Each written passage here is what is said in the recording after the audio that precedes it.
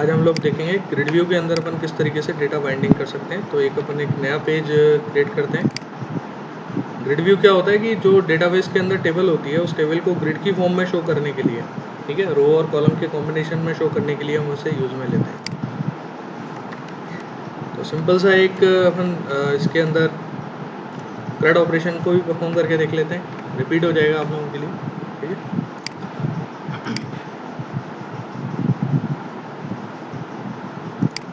सबसे पहले आप क्या करते हैं कि एक टेबल यहाँ जनरेट करा लीजिए। टेबल से क्या फॉर्मेटिंग थोड़ी प्रॉपर आपको दिखाई देगी।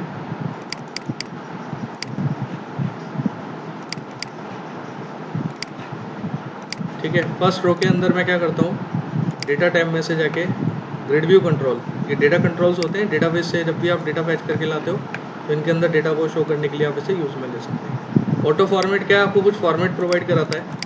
जिस फॉर्मेट में आप चाहते हैं कि मेरा डेटा शो होना चाहिए वो आप यहाँ से सेलेक्ट कर सकते हैं। जैसे मैं प्रोफेशनल को सेलेक्ट कर रहा हूँ और सबसे पहला काम होगा मुझे डेटा फैच करके लाना है। तो डेटा फैच करने का तरीका क्या होता है, web.config फाइल के अंदर आप कनेक्शन को डिफाइन करेंगे जहाँ से आप डेटा रिट्रीव करना चाहते हो।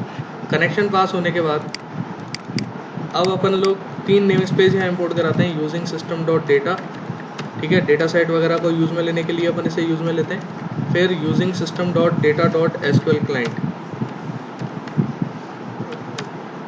ये SQL डेटा अडेप्टर और इनको यूज़ में लेने के लिए अपन लेंगे इसे, ठीक है। और web.config फाइल से कनेक्शन को कॉल करने के लिए हम सिस्टम डॉट कॉन्फ़िगरेशन का यूज़ करते हैं। सबसे पहले आपको एक ग्लोबल कनेक्शन डिफाइन करना है, ऑब्जेक्ट उसका डिफाइन करना है। तो SQL connection CON equal to new SQL connection, इसके अंदर जाके आप यहाँ कॉन्फ़िगरेशन मैनेजर को कॉल कराएंगे।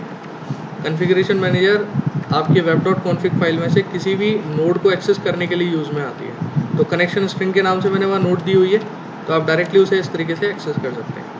CONN आपने यहाँ नेम दे दिया, .toString लगा दिया, ठीक है। इससे आपका कनेक्शन एस्टेब्लिश हो गया। अब पेज लोड इवेंट पर आपको डेटा फैच करके लाना है। तो डेटा फैच करने के लिए अपन क्या कर सकते हैं, जैसे यहाँ आप लिखेंगे इस पोस्ट बैक। इसे मैं क्यों इम्प्लीमेंट कर रहा हूँ इस पोस्ट बैक को, क्योंकि मैं चाहता हूँ कि पेज आपका जब भी रिफ्रेश हो तो जो ओल्ड डेटा है वो मेंटेन रहना चाहिए, ठीक है ना। तो इस पोस्ट बैक चेक करता है कि क्या डेटा पोस्ट बैक हो रहा है, यानी कि जैसे आप कोई फॉर्म बनाते हो और सबमिट बटन के ऊपर क्लिक करते हो तो डेटा आपका पोस्ट होता है, ठीक है, रिफ्रेश होता है या किसी भी वजह से, और डेटा अगर डेटाबेस के अंदर कोई चेंजेस नहीं हो रहा तो ये रिवाइंड नहीं करेगा ग्रिड व्यू को। तो यहाँ एक कस्टम मेथड अपन डिक्लेयर कर देते हैं। जैसे मैंने यहाँ लिख दिया बाइंड, इसके अंदर लिख देता हूँ बाइंड ग्रिड। ये मेरा एक कस्टम मेथड है जिसे कि डेफिनेशन में यहाँ डिक्लेयर करने आ रहा हूँ। प्राइवेट टाइप में मैंने इसे डिक्लेयर कर दिया।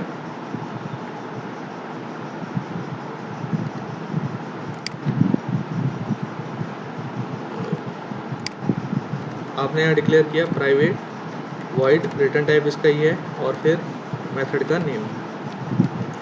मेथड का नेम डिफाइन करने के बाद अब आप डेटाबेस से डेटा फैच करने का कोड करेंगे, सेलेक्ट स्टिक फ्रॉम, और जो आपने डेटाबेस के अंदर टेबल बनाई हुई है उस टेबल हमेशा डेटाबेस में, और प्रोडक्ट टेबल का डेटा अपने को फैच करके लाना है। तो कनेक्शन स्ट्रिंग आप ऑलरेडी डिफाइन कर चुके हैं, सिर्फ आपको यहाँ क्या करना पड़ेगा, सेलेक्ट स्टिक फ्रॉम प्रोडक्ट। अगर आप कंप्लीट टेबल को रिट्रीव करके ला रहे हो तो यूजिंग SQL कमांड और SQL डेटा रीडर का यूज़ करके भी आप डेटा को रीड कर सकते हैं। तो SQL कमांड ऑब्जेक्ट के अंदर अपन 2 चीज़ें पास करते हैं, एक तो कनेक्शन और दूसरा कनेक्शन जो आपकी SQL क्वेरी है वो, क्योंकि SQL कमांड आपकी उस SQL क्वेरी को डेटाबेस में फायर करता है, ठीक है। SQL डेटा रीडर का ऑब्जेक्ट बनाया आपने, ये DR ऑब्जेक्ट, और cmd.executeReader मेथड का यूज़ करके आप एक डेटा रीडर ऑब्जेक्ट यहाँ रिटर्न कराते हैं, यानी कि डेटा रीडर की फॉर्म में डेटा को रीड करेगा। But before it you have to open the connection. तो कनेक्शन कैसे ओपन करते हैं, कनेक्शन को ओपन करने के लिए con.open आपको यहाँ डिफाइन करना पड़ता है, ये आपने डिफाइन कर दिया। अब आपका डेटा DR के अंदर आ चुका है। तो using grid view 1.data source, it's a predefined property where you are defining that what is the data source for the grid view, ठीक है ना, कहाँ से डेटा आएगा। तो और डेटा को शो कराने के लिए we have to use data bind method, ये आपने डेटा बाइंड मेथड डिफाइन कर दिया, ठीक है। कनेक्शन को आप यहाँ क्लोज कर सकते हैं क्योंकि आपका डेटा परमानेंटली बाइंड हो चुका है, ठीक है। अब अपन इसे एग्जीक्यूट करा के देखते हैं कि इट्स वर्किंग और नॉट। व्यू इन ब्राउज़र किया आपने और देखें डेटा अपना डेटाबेस से फैच होके ग्रिड व्यू के अंदर शो हो गया। ठीक है, अब आपको इसी टेबल के अंदर या बोलें कि अपने यहाँ जो डेटा आ रहा है, जैसे आपके डेटा आपके सामने जो शो हो रहा है उसमें आईडी, प्रोडक्ट नेम, कंपनी और सीरियल नंबर आ रहा है, तो आप इसे अपडेट करना चाह रहे हैं, डिलीट करना चाह रहे हैं किसी रिकॉर्ड को, तो अपन इसे किस तरीके से कर सकते हैं वो देखते हैं। ठीक है, पहले मैं लेता हूँ प्रोडक्ट का नेम। तो प्रोडक्ट नेम लेने के लिए आप एक फॉर्म से इनपुट टाइप कंट्रोल लेंगे, जैसे आपको अपडेट करना है, इंसर्ट करना है, जो भी करना है। तो ये टेक्स्ट बॉक्स ले लिया आपने। ठीक है, और कौन कौन से फील्ड हैं? प्रोडक्ट नेम हो गया, कंपनी हो गया और सीरियल नंबर हो गया। और प्रोडक्ट कंपनी,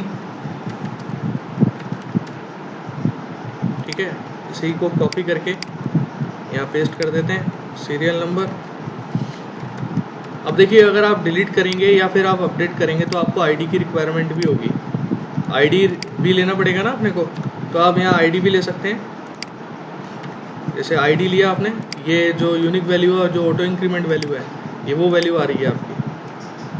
ठीक है, और 3-4 बटन आप यहाँ डिक्लेयर कर सकते हैं। जैसे मैंने यहाँ डिक्लेयर, एक तो बटन ये ले लिया, ये बटन क्या करेगा? डेटा इंसर्ट करेगा, ये इंसर्ट वेरीफायर करेगा। बटन के क्लिक इवेंट पर आपको डेटा इंसर्ट करना है, तो सिंपल सी क्वेरी है, insert into info, not info, product. ठीक है, प्रोडक्ट के बाद फिर वैल्यूज़ लिख सकते हैं आप, और एक एक कंट्रोल की वैल्यू को आप यहाँ पास कर दीजिए। जैसे सबसे पहले टेक्स्ट प्रोडक्ट नेम आ रहा है जो कि टेक्स्ट बॉक्स 1 के अंदर बाइंड हो रहा है, ये दे दिया आपने। फिर आपका आ रहा है दूसरा प्रोडक्ट की कंपनी का नेम, तो यहाँ आप लिख सकते हैं टेक्स्ट बॉक्स 2.text, ये प्रोडक्ट कंपनी को बाइंड कर देगा।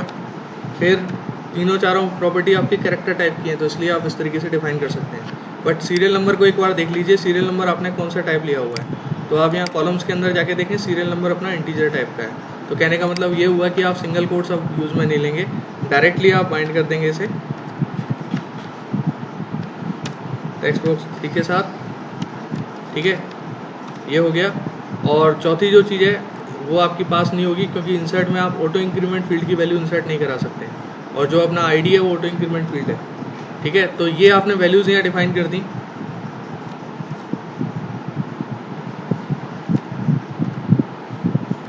एसक्यूएल कमांड के किस मेथड का यूज़ करके मैं इसे इम्प्लीमेंट कर सकता हूँ? Execute non query. क्यों?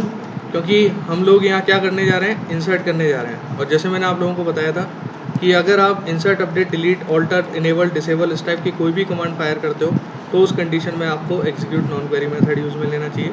ठीक है, execute non query number of affected rows को भी रिटर्न करता है, बट ये ऑप्शनल है। cmd.execute नॉन क्वेरी, अगर मैं यहाँ लिखना चाह रहा हूँ इंटीजर रिजल्ट, तो ये बताएगा कि कितने रिकॉर्ड इंसर्ट हुए हैं। तो एट ए टाइम एक ही इंसर्ट होगा ना, तो बाय डिफॉल्ट क्या आ जाएगा? इंटीजर रिजल्ट में 1 आ जाएगा। ठीक है, और फाइनली आप कनेक्शन को क्लोज कर सकते हैं। लेकिन जब आप कनेक्शन को क्लोज कर रहे हैं तो बटन के क्लिक इवेंट पर डेटा इंसर्ट तो हो जाएगा, लेकिन आपका ग्रिड व्यू बाइंड अपडेट नहीं होगा। देखिए मैं पहले इसे एग्जीक्यूट करके बता देता हूँ, तब ज़्यादा चीज़ क्लियर हो जाएगी आपके। जैसे मैं यहाँ प्रोडक्ट नेम में मैंने यहाँ डाल दिया स्मार्टफोन। ठीक है, प्रोडक्ट कंपनी डाल दी मैंने यहाँ सैमसंग।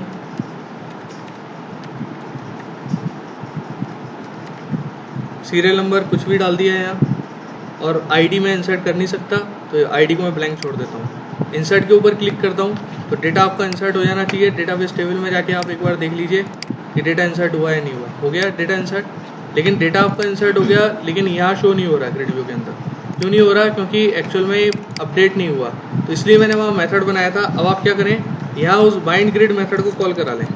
ध्यान रहे कॉन डॉट कनेक्शन क्लोज होने के बाद ही इसे कॉल कराना है। क्यों कराना है? क्योंकि इसमें आप कनेक्शन को जब इस लाइन पे रीड करने आएगा तो कनेक्शन ओपन मेथड आपका एग्जीक्यूट होगा, और जो कि ऑलरेडी ओपन है। ठीक है, तो ये एरर देगा कनेक्शन इज ऑलरेडी ओपन। तो आप इस तरीके से कि जो भी आप चेंजेस करते हैं वो तुरंत अपडेट हो जाएं।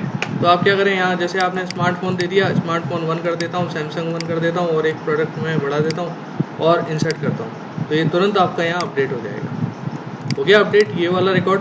तो इस तरीके से आप ग्रिड व्यू के अंदर एंड टू एंड इंसर्ट कर सकते हैं। इसी तरीके से आप अपडेट कर सकते हो, डिलीट कर सकते हो। तो मैं क्या करता हूँ, अलग अलग बटन बना देता हूँ। जैसे एक बटन लिया अपडेट के लिए और दूसरा बटन लिया डिलीट के लिए। इसमें लिख देते हैं अपडेट और इसके अंदर लिख देते हैं डिलीट। ठीक है, अपडेट में क्या होगा, सेम चीज़ यही अप्लाई होगी। मैं इसी को कॉपी पेस्ट करके यहाँ पर सिर्फ क्वेरी को चेंज कर देता हूँ। दोबारा से लिख रहा हूँ मैं, update product set product name, ये फील्ड हो गया, equal to text box 1 dot text, comma, दूसरा क्या है प्रोडक्ट कंपनी, तो सिर्फ वहाँ कंपनी फील्ड है अपना, ठीक है। तो यहाँ आप लिख सकते हैं company equal to single quotes double quotes और टेक्स्ट बॉक्स 2 डॉट टेक्स्ट, ये आपने डिफाइन कर दिया। फिर तीसरा है सीरियल नंबर, तो सीरियल नंबर आप डिफाइन कर दें। सीरियल नंबर में एक बार टेक्स्ट को देख लें, सीरियल नंबर ही लिखा हुआ है, सीरियल नंबर इक्वल टू और प्लस लगा के आपने यहाँ लिख दिया टेक्स्ट बॉक्स 3 डॉट टेक्स्ट, ये सीरियल नंबर को गेट कर लेगा। जहाँ आपको वेयर क्लॉज भी लगाना पड़ेगा, नहीं तो वो पूरी टेबल को अपडेट कर देगा। तो इसका कॉन्सेप्ट क्या होता है, अपडेट टेबल नेम, तो अपडेट प्रोडक्ट लिख दिया, set product name equal to text box 1 dot text, company ये, सीरियल नंबर ये, वेयर आईडी इक्वल टू, और जो आपने आईडी लिया हुआ है वहाँ पर टेक्स्ट बॉक्स 4 के अंदर वो आपका आईडी पास हो जाएगा। तो इस आईडी के करस्पॉन्डेंस में रिकॉर्ड आपके अपडेट हो जाएंगे। क्वेरी आपकी एज इट इज सेम रहेगी, सिर्फ आपको करना क्या है, चेक करना है कि आपका ये कोड परफेक्टली वर्क करता है या नहीं करता। व्यू इन ब्राउज़र किया, मैं चाहता हूँ कि वाईफाई डिवाइस वाला अपना कोड चेंज हो जाए, तो पहले तो मैं आईडी डालूंगा। नेम में जैसे मैंने डाल दिया वाईफाई, ओनली वाईफाई डाल दिया, डिवाइसेस नहीं डाल रहा हूँ मैं। और प्रोडक्ट कंपनी के अंदर जैसे नेट गियर डाल दिया, नेट गियर ऑलरेडी है, मैं डी लिंक डाल देता हूँ, ओके, डी लिंक डाल दिया। और यहाँ मैंने कोई भी सीरियल नंबर दे दिया और आईडी यहाँ अपडेट है ही, अपडेट के ऊपर क्लिक करूँगा तो देखें ये रिकॉर्ड आपका अपडेट हो गया। इस तरीके से आप अपडेट वेरीफायर कर सकते हैं। अब आते हैं अपन डिलीट के ऊपर, तो डिलीट भी करना बहुत आसान काम है, सिर्फ इसे कॉपी कीजिए, यहाँ आप सिर्फ डिलीट क्वेरी को चेंज कर दीजिए। और वेयर क्लॉज से तो बिल्कुल सेम रहेगा, क्योंकि वेयर में आप आईडी के करस्पॉन्डेंस में डिलीट करने जा रहे हैं। तो ये पूरा आपने यहाँ से चेंज करा, आप यहाँ लिख दीजिए delete from product where ID equal to text box 4 dot text, that's it, और कुछ नहीं करना। तो अब आप रन करा के देखें, जैसे 8 से ही मैं डिलीट करना चाह रहा हूँ, डिलीट के ऊपर क्लिक करूँगा, शायद सेव नहीं हुआ डेटा,